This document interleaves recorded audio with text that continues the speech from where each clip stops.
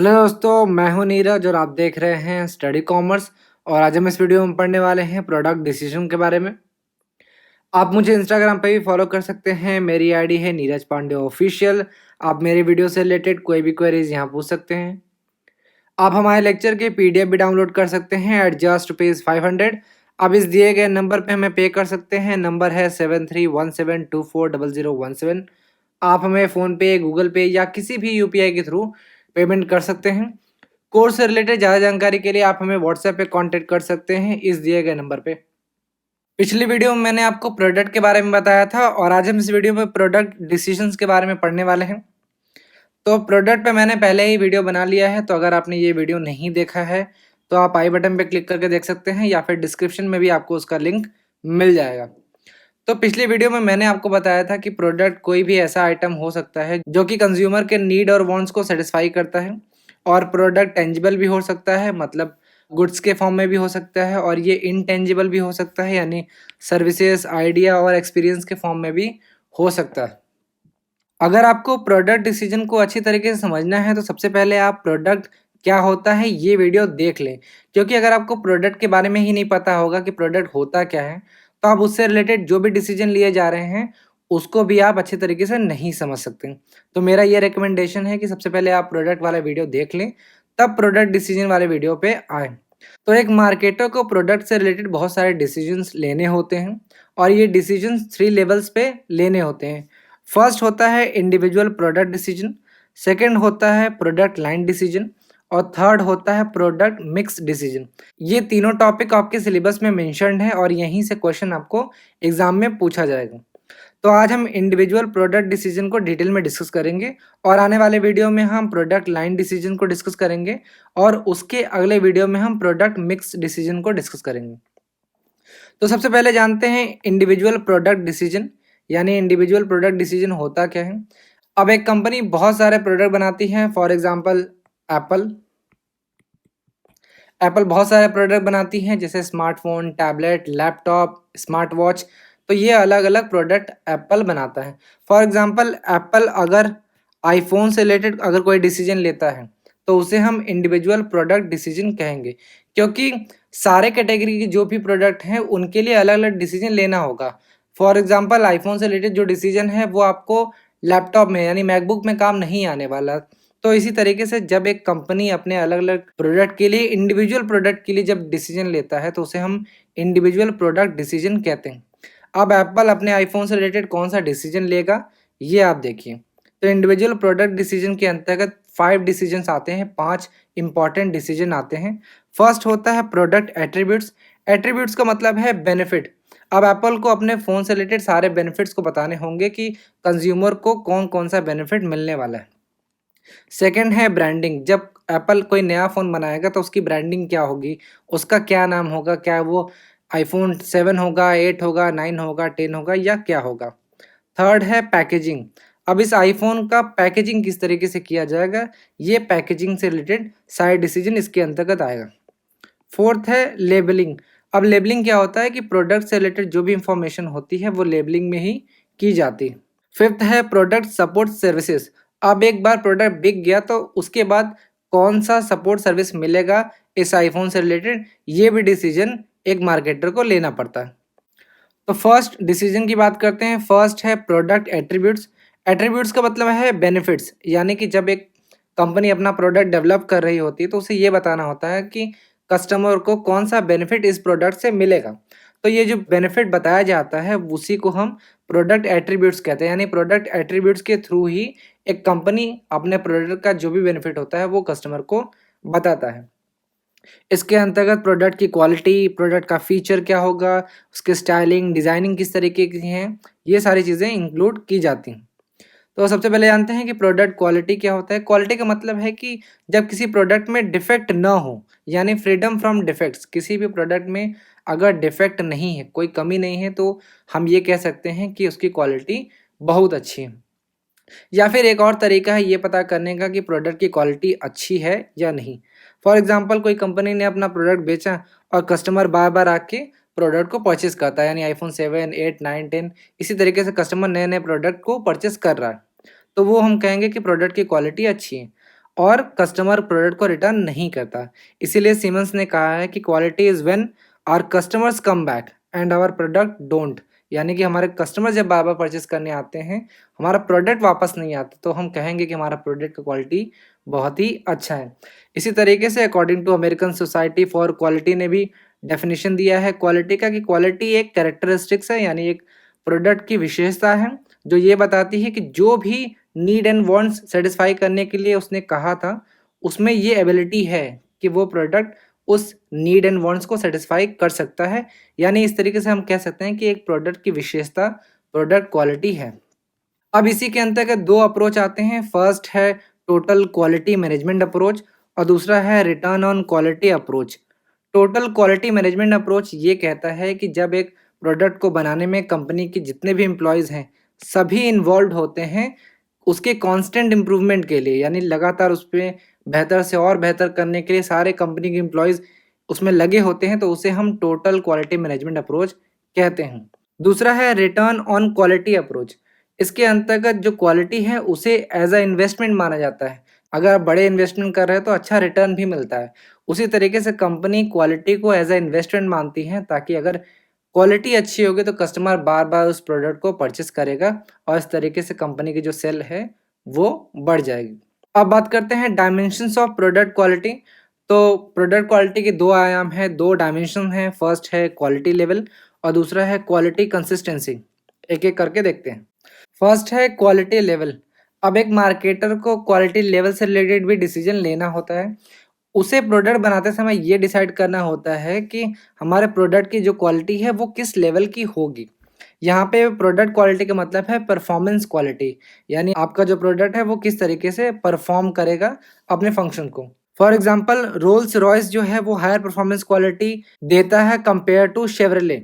Roles Royce जो है वो स्मूदर राइड प्रोवाइड करता है, लग्ज़री इसमें होती है, या फिर ज़्यादा कम्फ़र्ट आपको मिलता है और लंबे समय तक आप इसको यूज़ भी कर सकते हैं। तो यहाँ पे ध्यान रखिएगा कि एक कंपनी हमेशा हाईएस्ट पॉसिबल जो परफॉर्मेंस क्वालिटी लेवल है, वो प्रोवाइड नहीं करती है, यानी वो रेयरली प्रोवाइड करती है। और जिस तरीके से कस्टमर की नीड है, उसके नीड के अकॉर्डिंग ही क्वालिटी लेवल प्रोवाइड करना चाहिए। अब बात करते हैं क्वालिटी कंसिस्टेंसी की। तो कंसिस्टेंसी का मतलब है सिमिलैरिटी, जो क्वालिटी आप पहले दे रहे थे, वही क्वालिटी आज भी आप दे रहे हैं, इसे हम क्वालिटी कंसिस्टेंसी कहते हैं।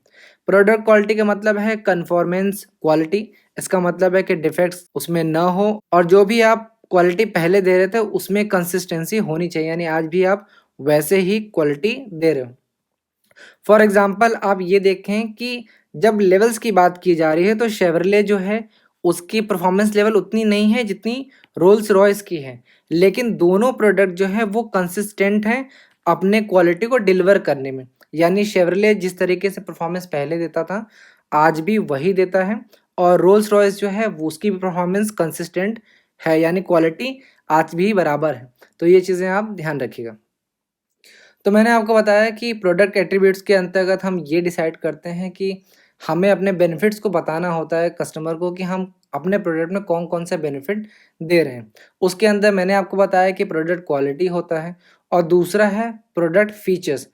एक मार्केटर को उसके प्रोडक्ट फीचर्स से रिगार्डिंग कुछ डिसीजंस लेने होते हैं कि उसके प्रोडक्ट में कौन-कौन से फीचर्स होंगे और जनरली एक प्रोडक्ट में बहुत सारे फीचर्स पाए जाते हैं। जब एक कंपनी डिफरेंट वर्जन्स लॉन्च करती है किसी प्रोडक्ट की, तो आप उसमें अलग-अलग फीचर्स देख सकते हैं।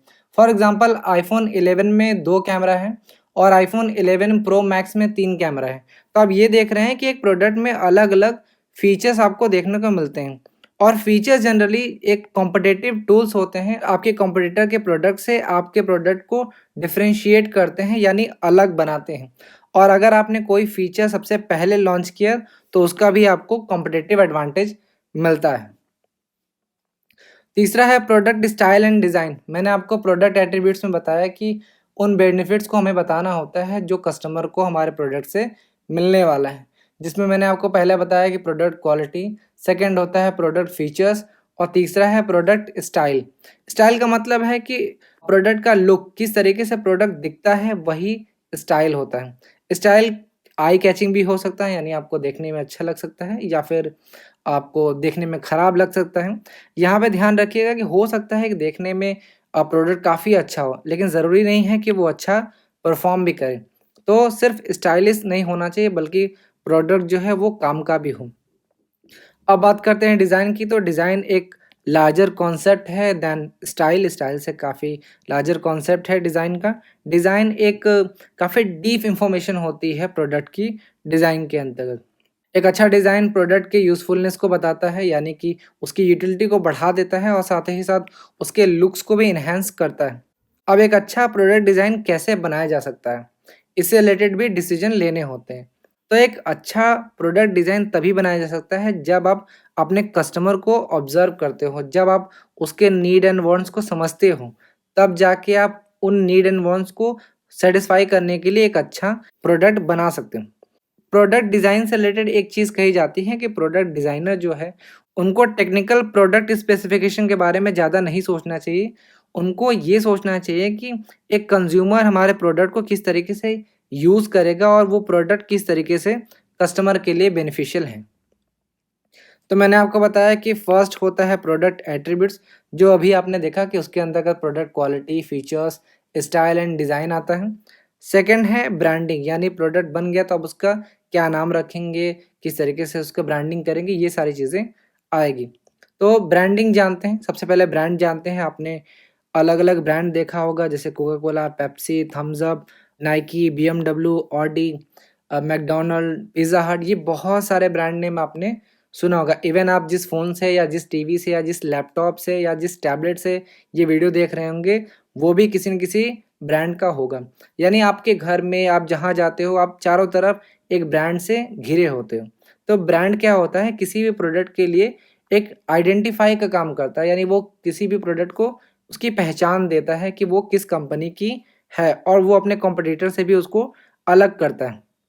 तो ब्रांड कोई भी नाम हो सकता है, कोई भी शब्द हो सकता है, कोई भी साइन या कोई भी सिंबल हो सकता है या कोई डिज़ाइन हो सकता है या इन सभी का कोई भी कॉम्बिनेशन हो सकता है, जो किसी भी प्रोडक्ट को आइडेंटिफ़ाई कराता है दूसरे कॉम्पिटिटर से, उसे हम ब्रांड कहते हैं।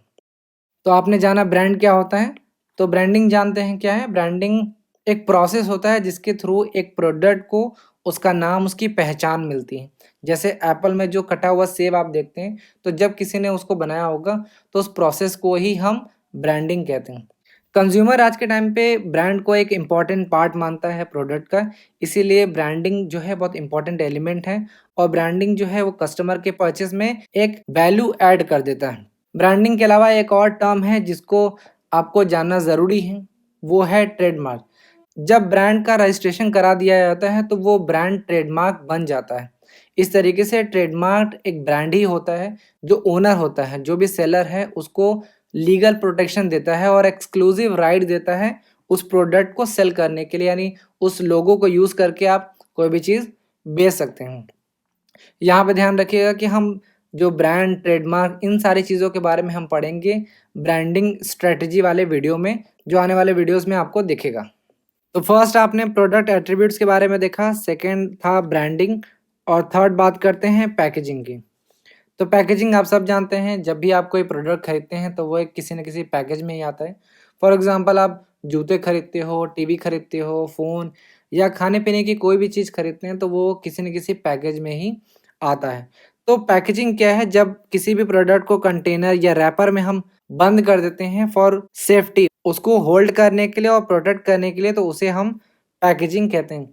आज के टाइम पे पैकेजिंग का जो मेन फंक्शन है, वो प्रोडक्ट को सेफ रखना, उसको होल्ड रखना, उसको प्रोटेक्ट करना ही नहीं है, बल्कि बायर्स को अट्रैक्ट करना, प्रोडक्ट के बारे में कम्युनिकेट करना और भी बहुत सारे फीचर्स पैकेजिंग के अंतर्गत आते हैं। कुछ चीज़ें आप और याद रखिएगा पैकेजिंग से रिलेटेड कि पैकेजिंग जो है वो खुद में एक इम्पॉर्टेंट प्रमोशनल टूल है, जिससे आप प्रोडक्ट को प्रमोट करते हैं। दूसरा, जब भी प्रोडक्ट को किसी पैकेज में किया जाता है तो ये ध्यान रखा जाता है कि जो पैकेजिंग है वो सही तरीके से होनी चाहिए।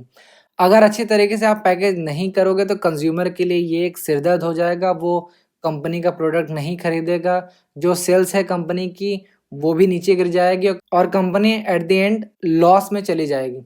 इसके अलावा एक और प्रॉब्लम आता है पैकेजिंग से रिलेटेड जिसको बोलते हैं ओवर पैकेजिंग।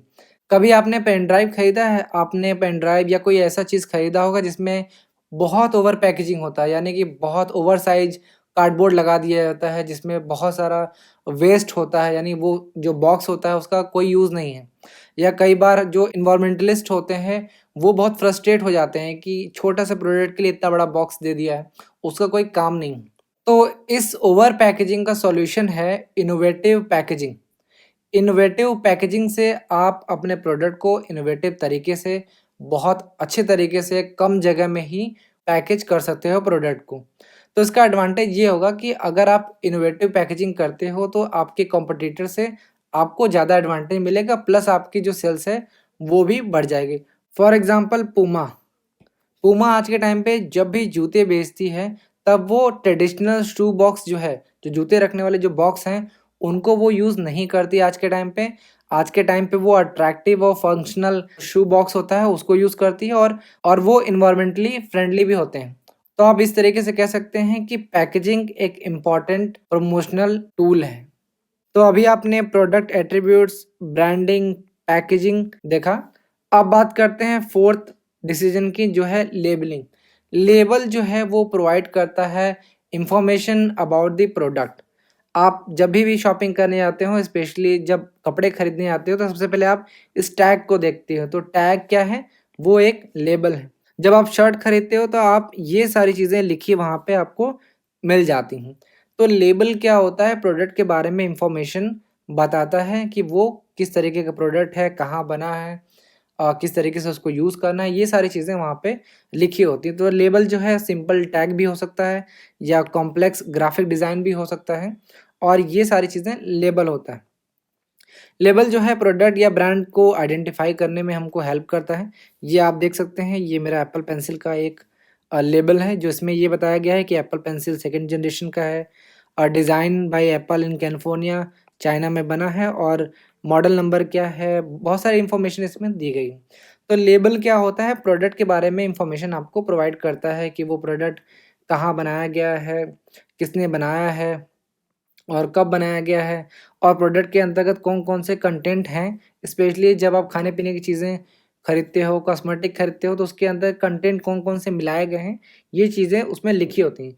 या फिर आप देखते हो कि प्रोडक्ट को कैसे यूज़ करना है या सेफ़ली कैसे यूज़ कर सकते हैं किसी प्रोडक्ट को, वो सारे इंस्ट्रक्शन जो आप देखते हो, वो लेबल के अंतर्गत ही आते हैं। यहाँ पे ध्यान रखिएगा कि लेबल को आज के टाइम पे प्रमोशन के लिए भी यूज़ किया जाता है, यानी लेबल को ब्रांड को प्रमोट करने के लिए भी यूज़ किया जाता है आज के टाइम पे। और लेबल जो है वो 3 चीज़ों से प्रभावित होती है। फर्स्ट है यूनिट प्राइसिंग, यानी आपको प्रोडक्ट पे पर यूनिट प्राइस लिखना होगा। सेकंड है ओपन डेटिंग, यानी उस प्रोडक्ट को कब बनाया गया है और कब तक उसको यूज़ किया जा सकता है। और तीसरा होता है न्यूट्रिशनल लेबलिंग। इसका मतलब ये है कि उस प्रोडक्ट को बनाने में कौन-कौन से चीज़ें लगी हैं, कौन-कौन सी न्यूट्रिशनल वैल्यूज़ उसमें डाली गई हैं, ये भी बताना होता है। तो आपने प्रोडक्ट एट्रिब्यूट्स देख लिया, ब्रांडिंग देख लिया, पैकेजिंग देख लिया, लेबलिंग देख लिया। अब लास्ट बात करते हैं प्रोडक्ट सपोर्ट सर्विस की। तो प्रोडक्ट सपोर्ट सर्विस के अंतर्गत ये होता है कि जब कोई कस्टमर परचेस कर लेता है कोई प्रोडक्ट, तो उसको कौन-कौन सी सपोर्ट सर्विसेज मिलेंगी। अब सपोर्ट सर्विसेज आज के टाइम पे एक इम्पॉर्टेंट एलिमेंट है प्रोडक्ट स्ट्रैटेजी के अंतर्गत, और इसके अंतर्गत जो भी सपोर्ट सर्विसेज दिया जाता है वो हो सकता है कि माइनर पार्ट हो आपका टोटल ऑफरिंग का, या एक मेजर पार्ट हो। और जो सपोर्ट सर्विस होता है वो किसी भी प्रोडक्ट का ऑगमेंट पार्ट होता है, यानी ऑगमेंट प्रोडक्ट ही सपोर्ट सर्विस होता है। यहाँ पे एक एग्जांपल दिया गया है नॉर्डस्टॉर्म का। यूएस में एक अपस्केल डिपार्टमेंटल स्टोर है, रिटेल स्टोर है, जिसका नाम है नॉर्डस्टॉर्म, जो कि अमेरिका की एक कंपनी है। तो यूएस में एक आदमी होता है जिसकी वाइफ नॉर्डस्टॉर्म की कस्टमर रहती है, और कुछ समय बाद उसकी डेथ हो जाती है, और जब उसकी डेथ होती है तब उसके अकाउंट में $1000 रहते हैं। और इस औरत की डेथ हो गई, तो ये कंपनी क्या करती है कि इसके हस्बैंड को बुलाती है, और जो $1000 जो एरियर्स जो बकाया इसके अकाउंट में रहता है वो उसके हस्बैंड को ट्रांसफ़र कर देती है, और उसके फ्यूनरल पे कुछ फूल भी वो भेजती है। तो यहाँ पे आप प्रोडक्ट सपोर्ट सर्विस के अंतर्गत देख रहे हो कि जब कस्टमर ज़िंदा था तब भी उसको सपोर्ट सर्विस मिल रहा था, और उसके मरने के बाद भी कंपनी ने उसको सपोर्ट दिया है, उसको सर्विसेज़ प्रोवाइड किया, यानी कंपनी चाहता था वो $1000 वो रख सकता था, लेकिन कंपनी ने वो $1000 उसको वापस कर दिए। तो यहाँ पे प्रोडक्ट सपोर्ट सर्विस से रिलेटेड भी कुछ डिसीजन लेने होते हैं। तो सबसे पहले मार्केटर को ये पता करना होता है कि कस्टमर कौन से सपोर्ट सर्विस की मांग कर रहा है। उसके लिए कंपनी को सर्वे करना पड़ता है, वो भी पीरियोडिकली, यानी कुछ-कुछ समय पे। एक बार कंपनी जब ये असेस कर लेती है कि जो वो सपोर्ट सर्विस प्रोवाइड कर रही है कस्टमर को, उसमें कोई प्रॉब्लम है या नहीं है। अगर वो कोई प्रॉब्लम होता है सपोर्ट सर्विसेज़ में, तो कंपनी उस प्रॉब्लम को फिक्स करती है और नए जो सर्विसेज़ होती हैं उनको वो ऐड कर देती हैं, ताकि ना सिर्फ जो कस्टमर है वो खुश रहे, बल्कि कंपनी को भी प्रॉफ़िट होता रहे। यहाँ पे और भी चीज़ें दी गई हैं, जैसे सपोर्ट सर्विसेज़ के लिए बहुत तरीके अपनाए जा सकते हैं, जैसे फ़ोन का इस्तेमाल किया जा सकता है, ईमेल, इंटरनेट या इंटरैक्टिव वॉइस या डेटा टेक्नोलॉजी का इस्तेमाल करके हम आज सपोर्ट सर्विस देते हैं। जैसे एक एग्ज़ाम्पल दिया गया है एटी&टी का, जैसे इंडिया में एयरटेल, जियो है, उसी तरीके से अमेरिका में वायरलेस कम्युनिकेशन नेटवर्क है एटी&टी। जैसे इंडिया में एयरटेल, जियो है, उस तरीके से ही तो वो अपने कस्टमर को 24/7 सपोर्ट प्रोवाइड करता है, चाहे वो फ़ोन से हो, चाहे ऑनलाइन हो। तो आप देख रहे हो कि आज के टाइम पे हम प्रोडक्ट से रिलेटेड बहुत सारे डिसीज़न लेते हैं। प्रोडक्ट में कौन-कौन से बेनिफिट हम प्रोवाइड कर रहे हैं, ये भी हमें डिसाइड करना होता है कि कौन-कौन सा हमें फीचर्स देना है, कौन-कौन सी क्वालिटी देनी है, ब्रांड नेम क्या होगा, उसकी पैकेजिंग किस तरीके से हम करेंगे और प्रोडक्ट से रिलेटेड जो एडिशनल इन्फॉर्मेशन है, उसे भी हमें देना होता है और इसके अलावा भी जब प्रोडक्ट बिक जाता है, तो उसके बाद हमें सपोर्ट सर्विस प्रोवाइड करना होता है। तो आपने यहाँ पे देखा कि किस तरीके से एक मार्केटर को इंडिविजुअल प्रोडक्ट सर्विसेज से रिलेटेड डिसीजन लेना होता है। उम्मीद है आपको ये वीडियो पसंद आया होगा। Thank you.